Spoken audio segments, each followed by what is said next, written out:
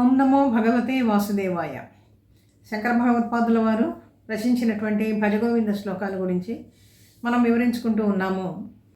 మనిషి ఈ ఆశాపాశంలోనూ మోహబంధంలోనూ చిక్కుకుపోతూ ఉంటాడు. ఇది అవునన్నా కాదన్నా కూడా అంగీకరించాల్సినటువంటి కఠోరమైనటువంటి వాస్తవం. పెద్ద పెద్ద మహారాజులు చక్రవర్తుల నుంచి కూడా ఇదే స్థితిని అందరూ కూడా పొందుతూ ఉన్నారు. లోకం తీరు సాధారణంగా ఎలా ఉంటుంది అంటే, ఎంత సంపాదించినా కూడా ఎవరికి తృప్తి అనేటువంటిది ఉండదు. భగవంతుడు మనకి ఎంత రావాలో కర్మానుసారంగా కాలానుగుణంగా కూడా ఆ కీర్తి కానీ, ఆ జ్ఞానం కానీ, ఆ ధనం కానీ, అధికారం కానీ, ఏదైనా సరే ఆ సంపద కానీ, సర్వైశ్వర్యాలు కానీ వాటిని అందిస్తూనే ఉంటాడు.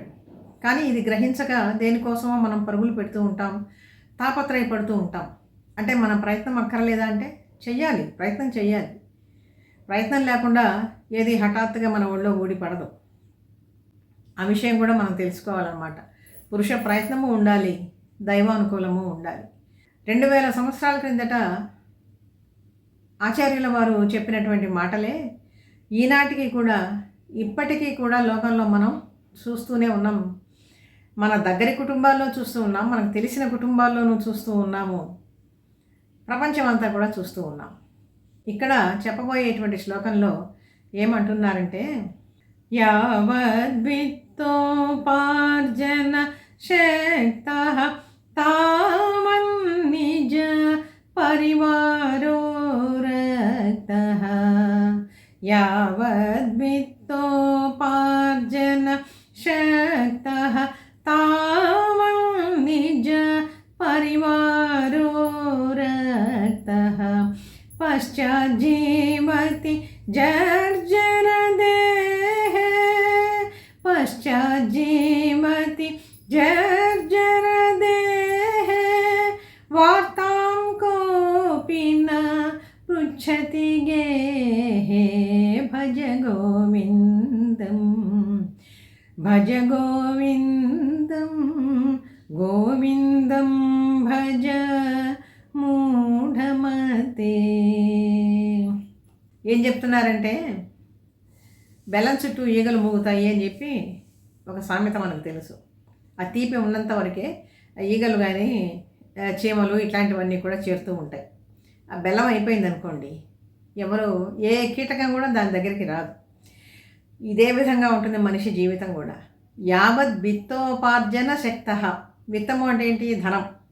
నువ్వు ఎంతకాలం అయితే ధనాన్ని సంపాదించగలుగుతావో, ఆ శక్తి నీకు ఉంటుందో అంతవరకు మాత్రమే నీ చుట్టూరా మంది మాగధులు ఉంటారు, నేను స్తోత్రపాఠాలు చేసేటువంటి వాళ్ళు ఉంటారు, నీకు నమస్కారం పెట్టేటువంటి వాళ్ళు ఉంటారు, నీకు మంది మాగధులు అందరూ కూడా నీ చుట్టూరా చేరతారు. అదే ఆ విత్త సముపార్జన అనేటువంటిది తగ్గిపోయింది అనుకోండి, ఆ ధన సంపాదన అనేటువంటిది తగ్గిపోతే, వార్తాం కోపి న పృచ్ఛతి గేహే. ఎట్లా ఉన్నావయ్యా అని చెప్పి కనీసం ఇంట్లో వాళ్ళు కూడా అడగరట. ఇదే ఆశ్చర్యం. శరీరం బలహీనమైనప్పుడు, లేకపోతే అధికారం పోయినప్పుడు, అంతవరకు మన చుట్టూరా తిరిగినటువంటి వాళ్ళే ఇప్పుడు ప్రస్తుత పరిస్థితిలో మరి మనం చూస్తున్నాం కదా. ఆ పదవులు కావాలి, ఈ పదవులు కావాలి అని చెప్పి ఆశించినటువంటి వాళ్ళే ఎప్పుడైతే అది కాస్త ఊడిపోతుందో అప్పుడు ఎవ్వరూ పట్టించుకోరు అనేటువంటి విషయం చాలా ప్రస్తుత సమాజానికి ఉపయోగపడట్లేదా? ఇది దిక్సూచిగా లేదా? అసలు ఇంట్లో వాళ్ళు కూడా పట్టించుకోరట. అదే ఆశ్చర్యం. అందుకనే మనకి ఒక చిన్న నానుడు కూడా ఉంది, అధికారాంతంపున చూడవలే కదా ఆ అయ్య సౌభాగ్యములని. అధికారం ఉన్నంత వరకు దేదీప్యమానంగా వెలిగిపోతూ ఉంటాడు. అధికారం కాస్త చేజారిపోగానే ఆయన పరిస్థితి ఏమిటో అందరికీ తెలుస్తూనే ఉంటుంది. కాబట్టి ఈ విధంగా యావద్విత్తోపార్జన శక్తః తావన్ నిజ పరివారో రక్తః. నిజ పరివారం అంతా కూడా నీ మీద అనురక్తితో ఉంటారు, ఎంతో ప్రేమను చూపిస్తూ ఉంటారు. అంటే ఇది ఎక్కడో మనం సమన్వయం చేసుకోనక్కర్లా, ఇళ్లలో కూడా జరుగుతూనే ఉంటుందండి. చాలామంది ఇళ్లలో కూడా చూస్తూనే ఉన్నాం. పశ్చాజ్జీవతి జర్జర దేహే. శరీరం శిథిలమైపోతుంది కొన్నాళ్ళకి, ఆ ఓపిక ఉండదు, ఆ శక్తి ఉండదు. మంచంలో పడేటువంటి స్థితి వస్తుందేమో తెలియదు. జర్జర దేహే జర్జరితమైపోతే శరీరం అంతా కూడా బలహీనమైపోయి కదలలేనటువంటి స్థితిలో జీవిస్తూ ఉంటే వార్తాం కోపి న పృచ్ఛతి గేహే గేహే గేహే కహ అపి నా పృచ్ఛతి. గృహంలో వాళ్ళు కూడా చేదరించుకుంటారట. ఎలా ఉన్నావు అని కనీసం అడగటానికి కూడా ఎవరు ముందుకు రారట. ఇది మనిషి పరిస్థితి. ఎవరైనా కానీ, ఆడైనా కానీ, మగైనా కానీ పశ్చాత్ జీవతి జర్జర దేహే, ఎవరి స్థాయికి తగినట్లుగా వాళ్ళు ఆ స్థితిని అనుభవిస్తూ ఉన్నారు. కానీ చిట్ట చివరికి ఎవ్వరు చూసినా చూడకపోయినా మాత్రం మన పుణ్యం అంటూ ఉంటే భగవంతుడు తప్పనిసరిగా ఆదరిస్తాడండి. ఆయన కనికరిస్తాడు. కాపాడేటువంటి వాడు మాత్రం భగవంతుడు. అది గుర్తుపెట్టుకోవాలి. మానవ సహాయం కూడా కొంతమేరే ఉంటుంది మనిషికి ఎప్పుడైనా సరే. ఎందుకంటే వాళ్ళు కూడా అదే స్థితిని కొంతకాలానికి వాళ్ళు పొందుతారు.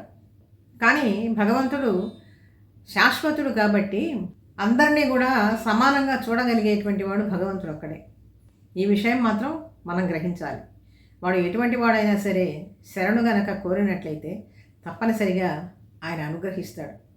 ధూర్జటి అనేటువంటి ఒక మహాకవి కాళహస్తీశ్వర శతకము అని చెప్పి రాస్తూ చాలా గొప్పగా ఉంటుందండి ఆ శతకం కూడా. దానిలో ఏమంటారంటే, అంతా మిథ్య తలంచి చూచినన్ నరుండట్లౌటెరింగినన్ సదా కాంతల్ పుత్రులు అర్ధముల్ తనువు నిక్కంబంచు మోహార్ణవ భ్రాంతించింది చెరించుగాని పరమార్థంబైన నీయందు తా చింతాకంతయు చింత నిల్పడు కదా శ్రీకాళహస్తీశ్వర. ఎంతసేపు కూడా నా కుటుంబాన్ని పోషించొద్దా అంటే పోషించాల్సిందే, తప్పదు. కుటుంబం అంటూ ఏర్పడిన తర్వాత యజమానిగా ఆ కుటుంబ బాధ్యత అనేటువంటిది స్వీకరించాలి. ఇది గృహస్థు యొక్క ధర్మం. కానీ అదే సమయంలో భగవత్ సేవ కూడా చేయాలి. భగవంతుని కూడా శరణు వేడాలన్నమాట. ఎన్నో కష్టాలు, ఇబ్బందులు, నష్టాలు అన్నీ కూడా వస్తూనే ఉంటాయి. అటువంటి సమయంలో ఎవరు దిక్కులేనటువంటి పరిస్థితుల్లో నిన్ను శరణు వేడాలి కదా. ఎంతసేపు ఈ భ్రాంతిలోనే పడి వీడు కొట్టుకుంటూ ఉంటాడు తప్ప సదా కాంతల్ పుత్రులు తనువు నిక్కంబంచు మోహార్ణవ భ్రాంతించింది. మోహము అనేటువంటి అర్ణవం అంటే సముద్రం. ఆ సముద్రంలోనే మునిగిపోతూ చెరించుగాని దానిలోనే మునుగుతూ తేలుతూ ఉంటాడు. కానీ పరమార్థంపైన నీయందు, పరమపురుషుడైనటువంటి అసలైనటువంటి ప్రయోజనాన్ని ఇచ్చేటువంటి నీయందు తా చింతాకంతయు చింత నిల్పడు కదా. తన మనస్సుని బుద్ధిని ఏకం చేసి కనీసం చింతాకంత కూడా అంటే ఒక క్షణం కూడా నిన్ను ఎవడు కూడా ఏమాత్రమో తలుచుకోవటం లేదు కదా. ఏమిటి ఈశ్వరా, ఇదేం చిత్రము అని చెప్పి ధూర్జటి అడుగుతూ ఉన్నాడనమాట. పరమేశ్వరుణ్ణి అడుగుతూ ఉన్నాడు. చింత నిల్పడు కదా శ్రీకాళహస్తీశ్వర అని చెప్పి అంటున్నాడు. ఇది ఎంత వాస్తవమైనటువంటి విషయం అండి. ఇక్కడ ధూర్జటి మహానుభావుడు చాలా అనుభవాలు పొందినటువంటి వాడు అనమాట. జీవితంలో ఆయన కష్ట నష్టాలన్నీ చాలా వరకు ఎదుర్కొన్నాడు. వాటిని అన్నింటినీ ఎదుర్కొని అనేక రకాలుగా భక్తి ఉంటుంది, వైరాగ్యము ఉంటుంది, రాజనింద ఉంటుంది. కాళహస్తీశ్వర శతకంలో చాలా చక్కగా ఉంటాయి ప్రతి ఒక్క పద్యం కూడా. అటువంటి ధూర్జటి చెప్పినటువంటి విషయం కూడా మనం ఇక్కడ సమన్వయం చేసుకోవాలన్నమాట. కాబట్టి ప్రపంచ పరిస్థితిని ఏ విధంగా కళ్ళకు కట్టినట్లు చూపిస్తూ ఉన్నారో ఇక్కడ శంకర భగవత్పాదుల వారు, దీన్ని బట్టి మనం తెలుసుకోవాలి. యావద్విత్తోపార్జన శక్తః తావన్నిజ పరివారో రక్తః పశ్చాజ్జీవతి జర్జరదేహే పశ్చాజ్జీవతి జర్జరదేహే వార్తాం కోపి న పృచ్ఛతి గేహే భజ గోవిందం భజ గోవిందం. మరొక భాగంలో మరొక శ్లోకాన్ని తర్వాయి భాగంలో మళ్ళీ తెలుసుకుందాం. వీడియో నచ్చితే లైక్ చేయండి, షేర్ చేయండి, సబ్స్క్రైబ్ చేయండి. మీ అభిప్రాయాన్ని కామెంట్ రూపంలో తెలియజేయండి.